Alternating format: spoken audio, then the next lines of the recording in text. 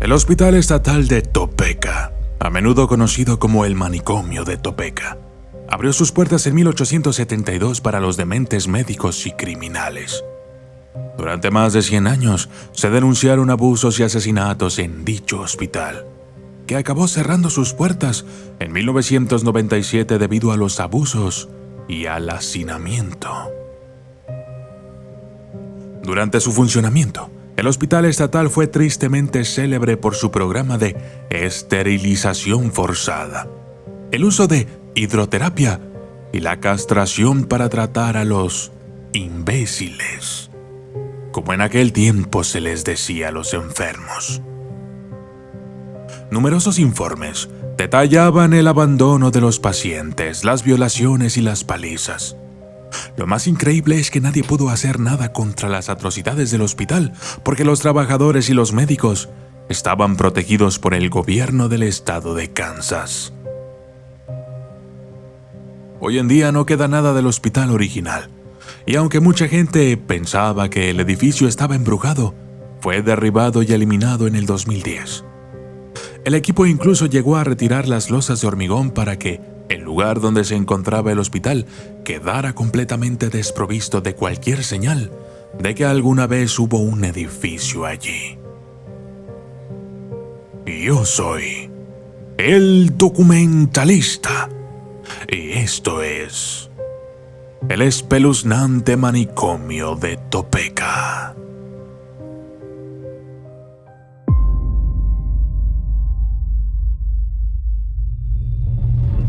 Desde las sombras hasta la luz, desde el misterio y la intriga, tocando temas tabú. Y descubrí en medio de la terquedad que existen mundos paralelos.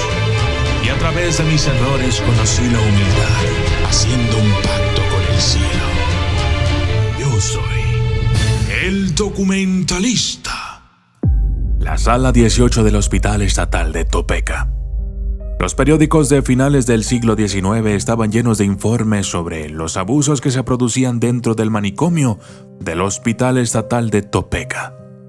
En un caso en particular, un testigo se presentó con información sobre un recluso llamado Dodd.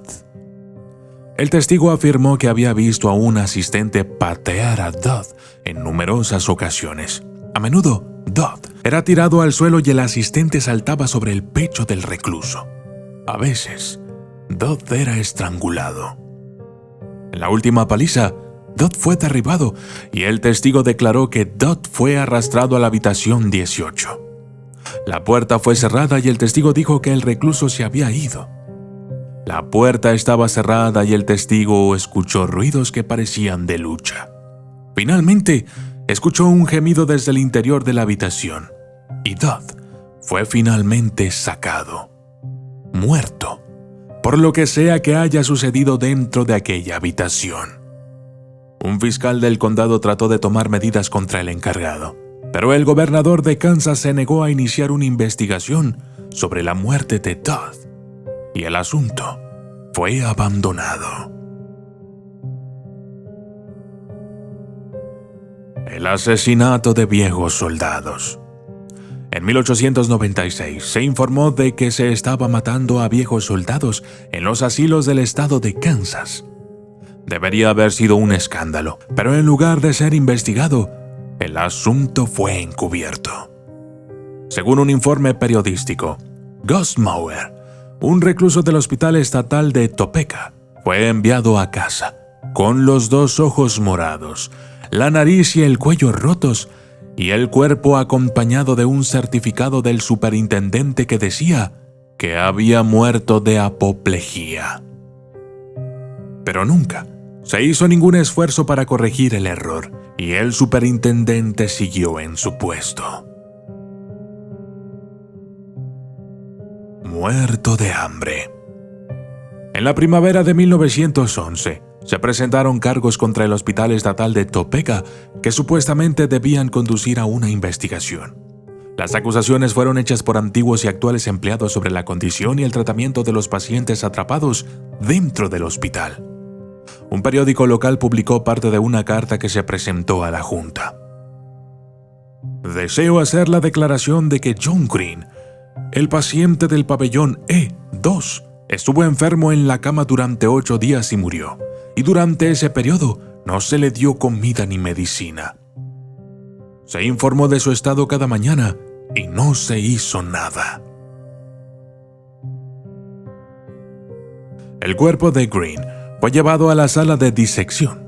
Se le extrajo el cerebro y el Dr. T.C. Beadle lo utilizó en una demostración ante una clase en la capilla al día siguiente sin el consentimiento de los familiares de Green. Beadle quería el cerebro para demostrar el estado de un cerebro congestionado. Los asistentes Robert y Johnson no pudieron ser convencidos, ya que sabían muy bien que el paciente llegó a la muerte por inanición. Tratado como un perro. Un testigo de los abusos que ocurrían en el hospital estatal escribió sobre un paciente llamado Señor Smith, un antiguo banquero. Aunque la declaración no daba la razón por la que Smith fue ingresado en el hospital, su trato era totalmente improcedente. A menudo se veía a Smith esposado. Su ayudante también consideró oportuno llevar a Smith por la propiedad con una cuerda atada al cuello. A veces, el asistente se emborrachaba y golpeaba a Smith sin piedad. En otra ocasión, el asistente ató a Smith a un árbol y lo dejó allí durante horas. Un día vieron que un asistente lanzó el extremo de una cuerda por encima de una puerta y tiró de la cabeza de Smith hasta la parte superior de la puerta, estrangulándolo cruelmente como una especie de castigo. Visitas restringidas. Las personas que eran enviadas al hospital estatal de Topeka a menudo no volvían a ser vistas por el mundo exterior. Era fácil olvidarse de los familiares y de los cónyuges no deseados una vez que estaban dentro. Sin embargo, las visitas de los seres queridos estaban muy restringidas. De las 29 salas del hospital, solo se permitían visitas en 4 de ellas.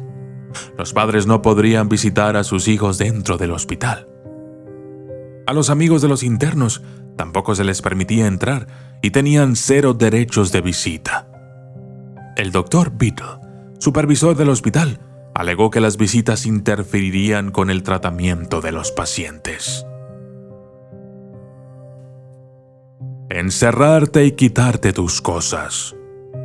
En 1911, se anunció que un ajustador de reclamaciones estaba examinando la situación financiera de todos los internos de los hospitales estatales y de los familiares obligados por la ley a mantenerlos.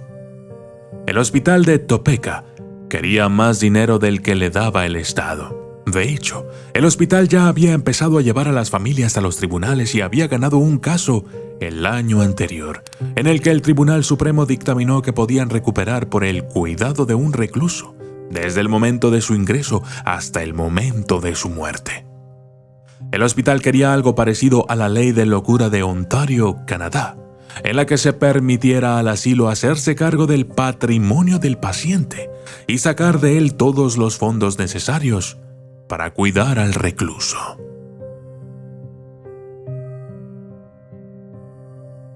Abogado vilipendiado.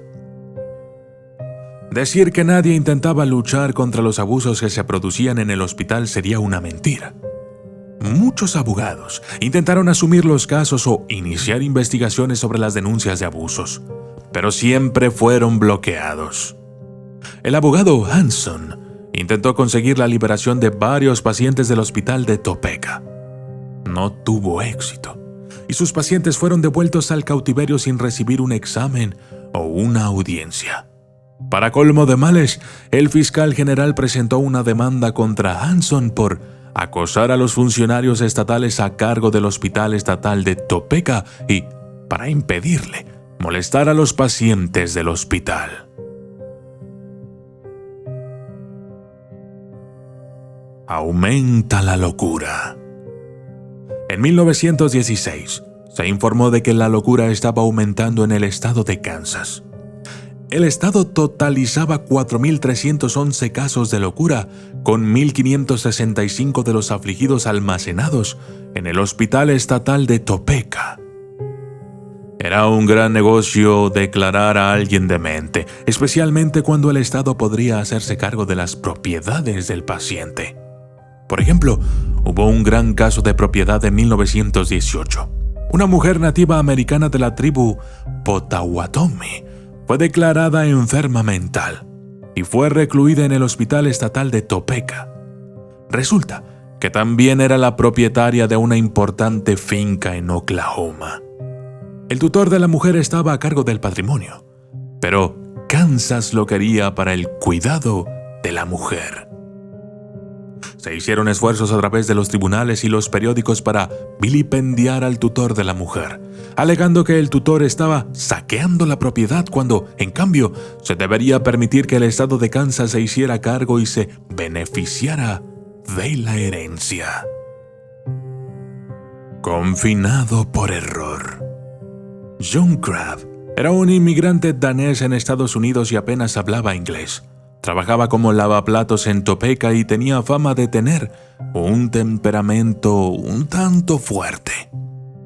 Una noche de 1931, un compañero de trabajo empezó a coquetear con una de las camareras, que casualmente era la novia del señor Crabb.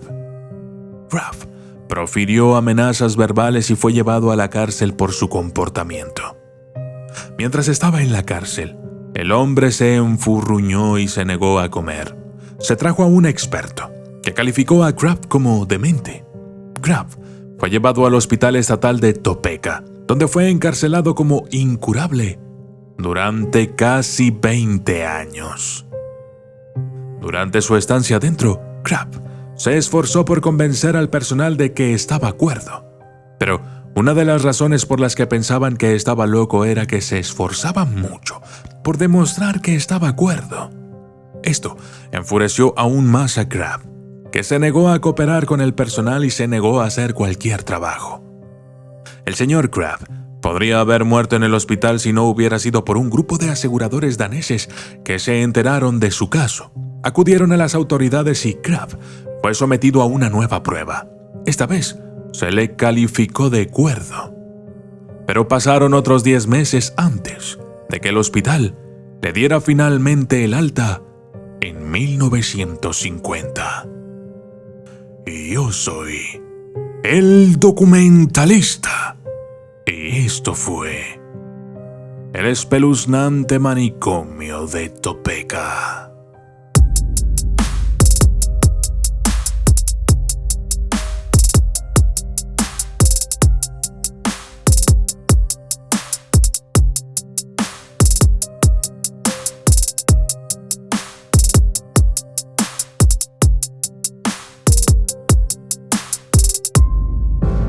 ¿Te gusta este canal? Quizás también podrían gustarte mis otros 2 canales de Dios, en donde podrás encontrar videos de reflexiones, historias de superación personal, oraciones, meditaciones y conocimientos, todo enfocado en Dios, el amor, la bondad, la humildad y cualquier otra cosa que nos haga crecer como personas. Y mi otro canal, El Oráculo. Aquí podrás entender un poco mejor de qué va todo esto del mundo espiritual de una manera más clara, explorando nuestra esencia y sus conceptos de una forma sencilla y moderna. Además, analizamos los sueños y sus significados. Si te gusta El Documentalista, estoy seguro que estos 2 canales también te van a gustar. Suscríbete y allá nos vemos.